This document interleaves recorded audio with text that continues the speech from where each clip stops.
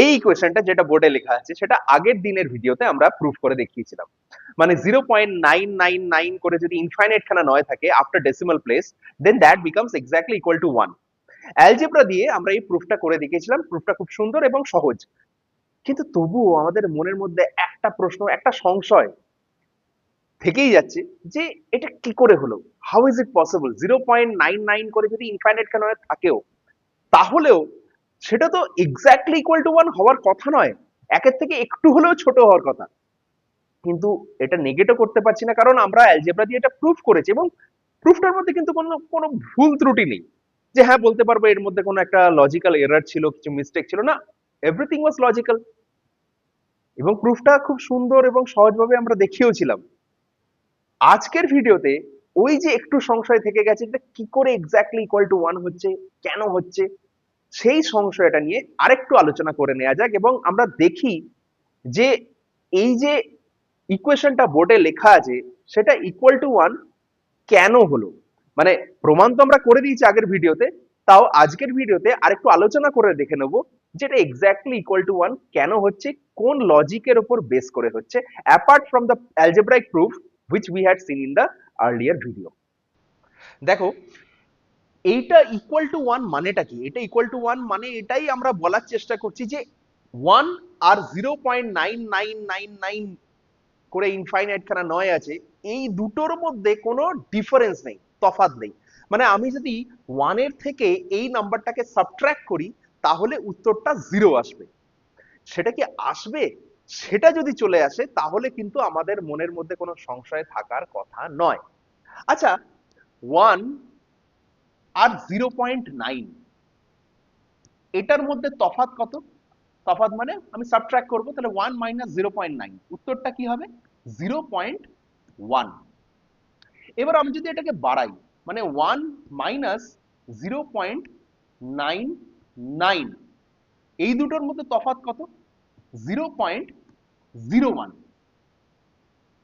আবার যদি আরেকটু বাড়াই 1.01 মাইনাস 0.999, তিনটে নয়, তাহলে কি হবে? 0.001। তাহলে ব্যাপারটা কিরকম দাঁড়াচ্ছে? আমি যত নয় ইনক্রিজ করছি আফটার ডেসিমাল, তত সাবট্রাকশনে 1 এর আগের জিরো গুলো ইনক্রিজ করছে।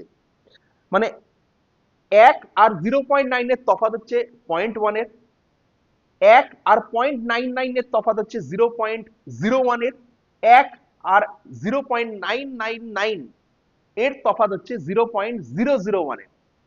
তার মানে আমি যদি তিনটে নয় ডেসিমালের পর রাখি, তার সঙ্গে 1 এর ডিফারেন্সটা হচ্ছে 0.001, মানে একের আগে দুটো শূন্য থাকবে। ওকে, এইবার এই লজিক লাগিয়ে আমি যদি 9 গুলো ইনক্রিজ করতে থাকি এবং এরকম করি যে 1 মাইনাস 0.999 করে ইনফাইনাইট খানা নয়, তাহলে কি হবে তার উত্তরটা? দেখো, একটা নয় মানে একের আগে কোনো জিরো নেই, দুটো নয় মানে একের আগে একটা জিরো, তিনটে নয় মানে একের আগে দুটো জিরো। তাহলে যতগুলো নয় থাকবে একের আগে তার থেকে একটা কম জিরো হবে। মানে আমি যদি এর পরের লাইনটা লিখতাম যে 1 মাইনাস 0.4টে নয়, তাহলে তার উত্তর হতো কি 0.0001, মানে চারটে নয় মানে একের আগে তিনটে জিরো।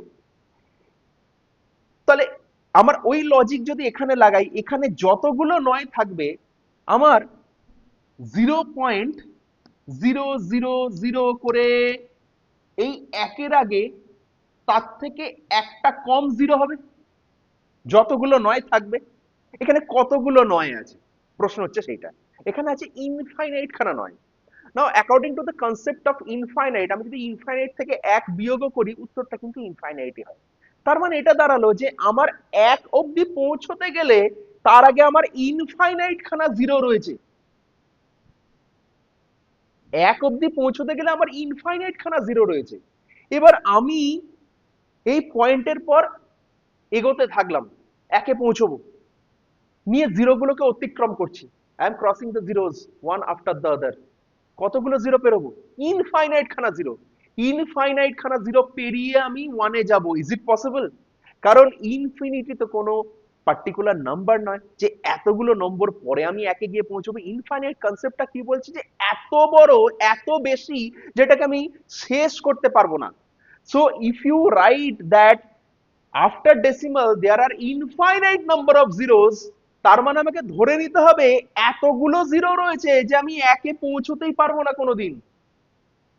তার মানেটা কি দাঁড়ালো, যে আমি যদি ওয়ান ওয়ান থেকে 0.9999 এই নাম্বারটা সাবট্রাক্ট করি, তার উত্তরটা কিন্তু আমার জিরো চলে আসছে।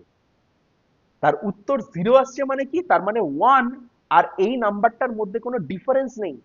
তাহলে ওয়ান আর এই নাম্বারটার মধ্যে যদি কোনো ডিফারেন্স না থাকে, then we can easily tell this number is exactly equal to one.